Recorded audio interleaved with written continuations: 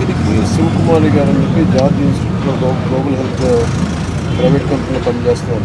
వాళ్ళు వాళ్ళ అమ్మాయిని ఒక 8 months బ్యాక్ కిడ్నాప్ చేశారని ఒక కేసు వచ్చింది సార్.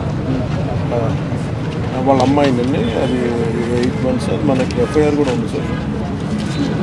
ఒకసారి మీరు కొంచెం చూసి కొంచెం ఒకసారి నాకు అప్డేట్ ఇవ్వండి సార్ ప్లీజ్ సార్. రిక్వెస్ట్ పంపిస్తాను సార్. మన కేకే గారిని పంపిస్తాను సార్. అవును పంపిస్తాను సార్. చూడండి సార్.